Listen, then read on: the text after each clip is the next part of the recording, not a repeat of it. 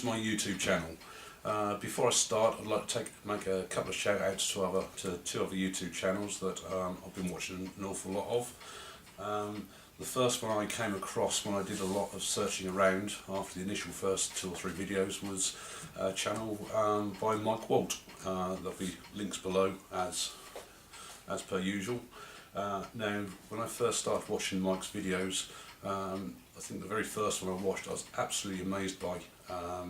Such a really nice person to watch on the channel, and also he gives a great explanation of what he's doing, his thought process that he goes through, and from that point onwards I just went through every single video on his channel and watched every single one and loved every one. And it didn't matter, I mean, there's the odd video where it's not wood turning subject, and it was absolutely just brilliant to watch. Mike has, I think at the moment, got probably well in excess of 30 or 40,000 subscribers, and so therefore is obviously quite popular, and he regularly does shout outs to other people. Some people he's made some really good friends with and does some other work with, and from there I then moved over and started watching another channel by Saban-Smith. Now Martin does more artistic-y work, does sometimes a bit of burning on wood, a lot of colouring, different finishes, all different sorts of projects which just give you all different ideas. He also did a thing called Turner's Journey, which was sort of initially to show his progress from becoming an amateur to hopefully a professional wood turner. It's had a few deviations through, but he's publishing an awful lot of videos every single week now, and I've now actually caught up with all of his channel, and so at least as soon as he publishes one, I'm usually there watching it again. So 2 really good channels to watch if you're not already subscribed to them. Now this video is really to show my journey, hopefully into wood turning, and I couldn't really get much more of a beginning of a journey. I don't have a lathe, I don't even have a workshop at the moment. I moved up to Cumbria about 5 years ago, had a nice big garden with 2 or 3 sheds, even a large one I built, and now the garden the house I've moved into, a really small garden. And so the first thing of all is the 2 small sheds I've got is to move those across into the garden, across the garden, to create some space to build hopefully a new workshop. I've freed up a nice big bit of space in the garden. It's now really the wrong time of year to really probably be doing this. Last Sunday I went outside, started levelling off all the ground to start doing the base for the new shed. Didn't have any paving slabs or anything to finish it all off and everything, so had to give up. Monday I went off to Wickes, to one of our local stores, to pick up a load of paving slabs, and I think every day since then, it's now Friday now, it's just basically rained on and off. I mean, even now outside we've got sunshine. Fortunately though, we not do rain now today until about 7 o'clock, and it's going to rain all overnight. The ground where I've partially levelled out is just absolutely soaking wet, so I've tried covering it over with a tilt to try and keep a lot of the rain off.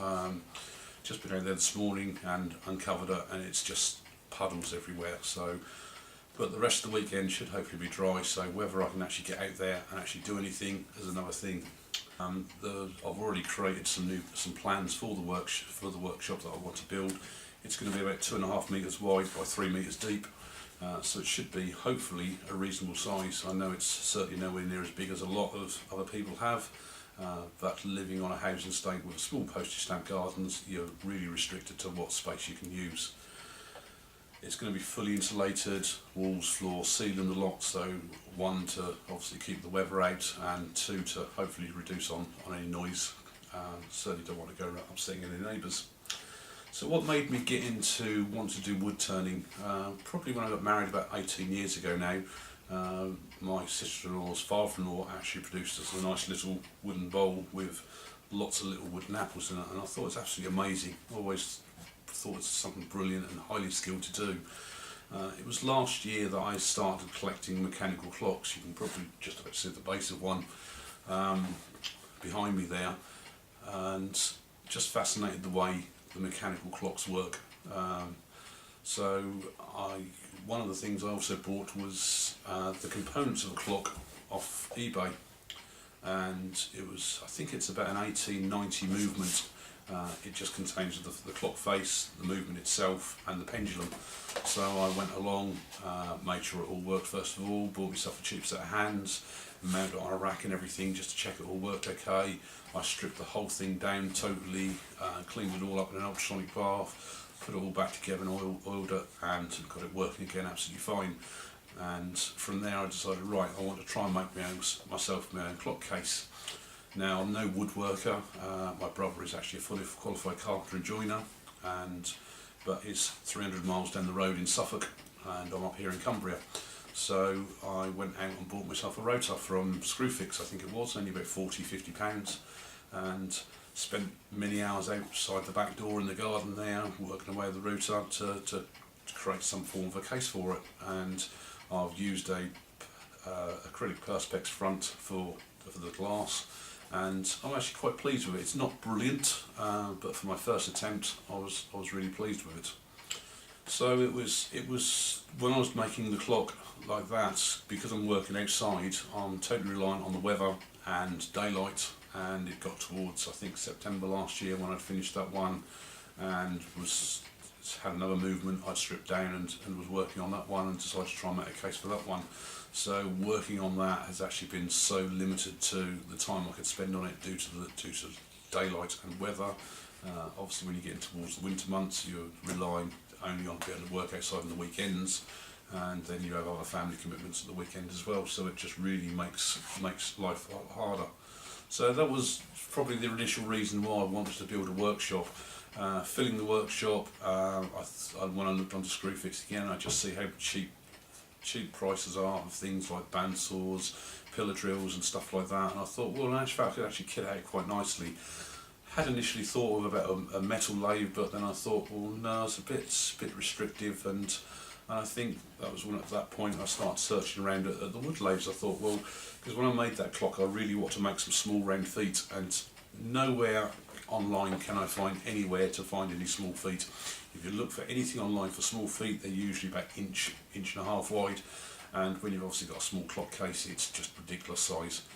So initially I looked at on eBay for small lathes just to turn something, and I found something cheap on there. You could turn something, but the maximum size diameter is about 50mm, and I'm one of these people that when I buy something like that, I always look to see how I'm going to progress afterwards. I don't want to go out and spend £50 or £100 on even a brand new lathe like that, which is just really a tabletop lathe, and I find myself after a month I want to do something bigger.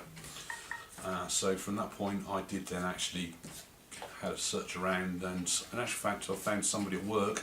He bought his father-in-law a lathe a few years ago now, and it's only ever been used once due to his age and I think arthritis. He's never ever been able to use it, so hopefully that's still going to be up for grabs for when I get the workshop built. I had a word with one or two people, and they said, yeah, it's an alright lathe. They've had one in the past, and it's maybe worth 50 quid, 100 quid at the most, if it comes with some tools and stuff like that. So hopefully that will be my journey getting on the way. So this is an initial video. I'm sorry there's no wood turning or anything at the minute, so hopefully there's also been a few images shown either in the corner or full screen of what I've got so far, what I'm planning to do, and just the final thanks. If you've come this far watching the whole video, thanks a lot for watching. I hope you subscribe, and if you do, a big thank you, and at least that way, as soon as I get some more updates, I'll upload those onto the channel as well.